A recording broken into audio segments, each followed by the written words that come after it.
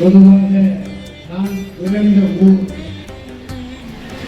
ஓம் நமோ நாராயணாய நமக என்று சொல்லக்கூடிய ராமானுஜர் அவர்கள் அருகிய திருக்கோசிலுக்கு 1 கிலோமீட்டர் அருகே இருக்கக்கூடிய கருவேற்குறிச்சி என்ற கிராமத்தில் பிறந்த நான். யாவும் ஊரே யாவரும் கேள்வி தீதும் நன்றும் பிறர் தர வாரா என்று கூறிய கணியன் பூங்குன்றனார் பிறந்த ஊருக்கு அருகாமையில் இருக்கக்கூடிய கருவேற்குறிச்சியில் பிறந்த நான். திருவற்றியூரிலே ஒரு விழா எடுக்கிறார்கள், அதுவும் ராகவேந்திரருக்கு விழா எடுக்கிறார்கள் என்று சொன்னவுடன் நான் வருகிறேன் என்று சொன்னதற்கு காரணம் நான் திருவற்றியூரினுடைய தத்துப்பிள்ளை என்ற காரணத்தினாலும் அதற்கும் மேலாக திருவற்றியூர் குப்பத்தினுடைய தத்துப்பிள்ளை நான் என்ற காரணத்தினாலும் நான் வருகிறேன் என்று உடனடியாக சொன்னேன். இந்த நிகழ்விலே பல்வேறு கருத்துக்களை சொன்னார்கள். சத் சங்கமம் ஸ்ரீனிவாசதாசர் அவர்கள் ஒரு அழகான ஒரு விஷயத்தை சொன்னார்கள். சத் சங்கம் என்றால் என்ன என்று அழகான ஒரு விஷயத்தை சொன்னார்கள். நீங்கள் எல்லாம் அதை கிரகித்தீர்களா என்பது தெரியாது, ஆனால் நான் அதை கிரகித்தேன். ஒரு விஷயத்தை நினைக்கிற பொழுது நீ உயர்ந்த இடத்திற்கு செல்வாய் என்பது மட்டும் அதில் அடிப்படையான கருத்து. எப்பொழுதுமே ஒரு மனிதனுக்கு எப்பொழுது அவனுக்கு உயர்வு கிடைக்கிறது என்று சொன்னால் முயற்சி எடுப்பவனுக்கு அது உயர்வு கிடைக்கிறது. தானத்திலே சிறந்தது அன்னதானம், அதனிலும் சிறந்தது நிதானம். அந்த நிதானம் ஒரு மனிதனுக்கு எப்படி ஏற்படுகிறது என்று சொன்னால், இது போன்ற ஆன்மீக சொற்பொழிவுகளை நீங்கள் கேட்கிற பொழுது உங்களுக்கு நிதானம் தானாக வந்துவிடும். அப்படி இந்த சொற்பொழிவுகளை கேட்காதவர்கள் நிதானத்தை இழந்து தவிர்க்கிறார்கள். அதைத்தான் நான் விளையாட்டாகவும் சிரிப்பாகவும் சொல்லுகிறது. தானத்தில் சிறந்தது நிதானம், தானத்தில் சிறந்தது அன்னதானம், அதனிலும் சிறந்தது நிதானம். அந்த நிதானம் தவறுகிற காரணத்தினால் நிதானத்தை இழக்காமல் ஒரு மனிதன் இருந்துவிட்டால் அவன் வாழ்க்கையிலே பாஸ்மார். அந்த நிதானத்தை ஒரு மனிதன் இழந்து விட்டான் என்று சொன்னால் அவன் வாழ்க்கையிலே பாஸ்மார். அந்த நீங்கள் பாஸ்மார்க்கா இல்லை பாஸ்மார்க்கா என்பதை நீங்கள் முடிவு செய்து கொள்ள வேண்டும். நான் இளம் பிராயத்திலிருந்து நான் பெரியாரிச கொள்கையிலே வளர்ந்தவனாகி நான் ராகவேந்திராவினுடைய இந்த விழாவிலே கலந்து கொள்கிறீர்களே என்று நீங்கள் கேட்கலாம். பெரியாரிசம் என்பது வேறொன்றுமில்லை, தேடுதல் இருக்க வேண்டும், சுயமரியாதை இருக்க வேண்டும் என்பதுதான் அதனுடைய அடிப்படையான கொள்கையை தவிர வேறொன்றுமில்லை. இப்பொழுது அவர் ஒரு அழகான ஒரு விஷயத்தை சொன்னார். நான் எல்லோருக்கும் பொதுவானவர். ஒரு காவல்துறை உதவி ஆணையாளராக இருந்தால் எல்லோருக்கும் பொதுவானவனாக இருக்க வேண்டும். அது இஸ்லாமியர்களாக இருந்தாலும், கிறிஸ்தவர்களாக இருந்தாலும், ஜைனர்களாக இருந்தாலும், இன்னும் மற்ற இந்துக்களாக இருந்தாலும், மற்ற எல்லோரும் நான் பொதுவானவனாக இருக்க வேண்டும். ஆனால் எல்லா மத புத்தகங்களையும் நான் படித்து தெரிந்து அதில் தெரிந்து கொண்ட விஷயம் என்ன என்று சொன்னால், எல்லா மதங்களிலும் குறிப்பிட்டு சொல்லக்கூடியது அன்பை ஒன்றுதான் போதித்திருக்கிறது. அதிலும் குறிப்பாக தாயினுடைய அன்பைத்தான் போதித்திருக்கிறது. நான் ஒரு நேரத்தில் நான் சிந்தித்து பார்த்தேன். ஒரு பானை இருக்கிறது. அந்த பானைக்குள்ளே ஒருவன் எடுத்துக்கொள்கிறான் ஒரு பானை குடுவை. அந்த பானை குடுவைக்குள்ளே நீங்க இங்க எல்லாரும் பார்த்துருக்கீங்க, சுரக்காய் பார்த்துருக்கீங்களா? உங்க வீட்டுக்குள்ள எல்லாம் பார்த்துருக்கீங்க, சமைச்சிருக்கீங்க. அந்த சுரக்காயை பிஞ்சு சுரக்காயாக இருக்கிற பொழுது அந்த பானைக்குள்ளே எடுத்து விடுகிறான். அவன் என்ன நினைத்தான் என்று சொன்னால், இந்த பானை வடிவத்திலே சுரக்காய் வர வேண்டும் என்ற ஒரு ஆசையின் காரணத்தினாலே அந்த சுரக்காயை பானைக்குள்ளே எடுத்து விடுகிறார். அந்த பானைக்குள்ளே வளர்ந்து வளர்ந்து வரக்கூடிய அந்த சுரக்காய் இப்பொழுது உங்களுக்கு ஒரு பரீட்சை. அந்த பானை உடையக்கூடாது, ஆனால் சுரக்காயை வெளியே எடுக்க வேண்டும். பலரிடம் கேட்கிறார்கள், எல்லோரிடமும் கேட்கிறார்கள், மிகப்பெரிய அறிவியலாளர்களுக்கெல்லாம் கேட்கிறார்கள். அப்பொழுது கிடைத்த விடை, பானைக்குள் இருக்கும் சுரக்காயை பானையை உடைக்காமல் எடுக்க முடியாது என்பதுதான். இதை சற்று அப்படியே ஆன்மீகத்தோடு ஒத்துப்போங்கள், இதை சற்று அப்படியே வாழ்க்கையோடு நீங்கள் இணைத்து பாருங்கள். சிறிய ஆண் என்ற அந்த சிறிய விந்து, ஆண் என்ற அந்த சிறிய விந்து பெண் என்ற கருவறைக்குள்ளே அது விழுகிறது. அங்கே ஒரு குழந்தை உருவாகிறது. அதை பற்றி ஐயா அழகாக சொன்னார். அங்கே ஒரு குழந்தை உருவாகிறது. அந்த குழந்தை பெருத்து பெருத்து பெருத்து பெருத்து பானை போல் வருகிறது. அந்த பானையில் இருந்து அந்த குழந்தை வெளியே வர வேண்டும். அந்த குழந்தை வெளியே வர வேண்டும் என்று சொன்னால் சிறிய வாய், அந்த சிறிய வாய் வழியாக அந்த குழந்தை வெளியே வர வேண்டும் என்று சொன்னால் அதுதான் கடவுள், அதுதான் நம்மை தாண்டிய ஒரு நிலை. அதைத்தான் ராகவேந்திரர் என்ற நிலையிலே நீங்கள் எல்லோரும் கொண்டாடி இருக்கிறீர்கள். ஆத்மீகம் பேசக்கூடிய ஆன்மீகம் பேசக்கூடியவர்கள் அனைவருக்கும் அங்குதான் இருக்கிறார் கடவுள்.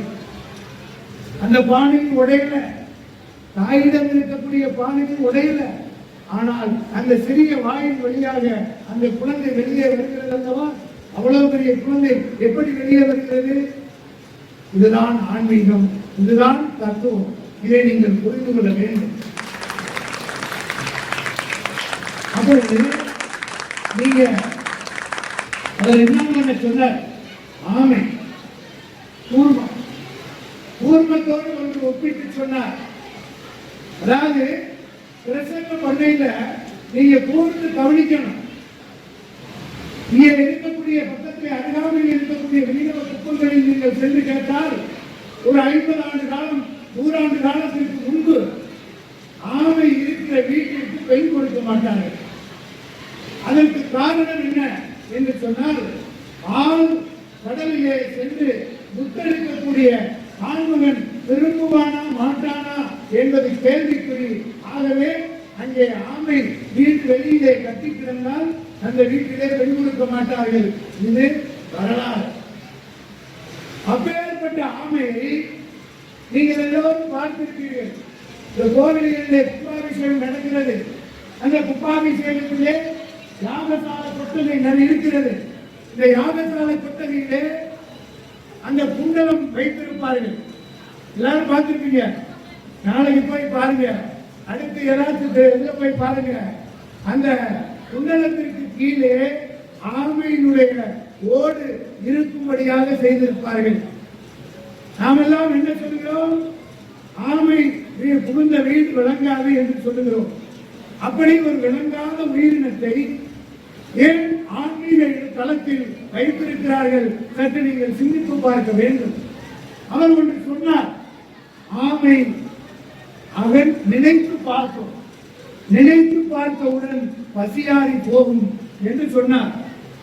நான் என்னுடைய கருத்தை உங்களுக்கு நான் பதிவு செய்கிறேன். இங்கே இருக்கக்கூடிய கடல் ஆமை அது முட்டையிடுகிற பொழுது கரையிலே வந்து குழியை தோண்டி முட்டையை அதனுள்ளே வைத்துவிட்டு கிட்டத்தட்ட 4 கிலோமீட்டர் தள்ளி அந்த ஆமை போய் அமர்ந்து கொள்ளும். அன்னம் தண்ணி ஆகாரம் எதுவும் எடுத்துக்கொள்ளாமல் அங்கே அமர்ந்து கொள்ளும் அந்த ஆமை. நான் சொல்வது நிஜத்தை தான் சொல்லுகிறேன். அந்த ஆமை அங்கே அமர்ந்த பொழுது இந்த முட்டையை கடையில பொறிச்சிருக்க, இந்த முட்டை பொறிச்ச உடனே நேரடியாக தன்னுடைய தாயை சென்றடையும். இது ஆமையினுடைய ஹிஸ்டரி, வரலாறு. அதனால் தான் இறைவா உன்னை தினமும் நான் நினைத்து கொண்டிருக்கிறேன், நீ எனக்கு வரம் தர வேண்டும், அருள் தர வேண்டும் என்பதை நிலைநாட்டும் விதமாகத்தான் ஆமையை வைத்து அங்கே வழிபடுகிறார்கள். இப்படி ஒவ்வொன்றுக்கும் ஒவ்வொரு அர்த்தம் உண்டு.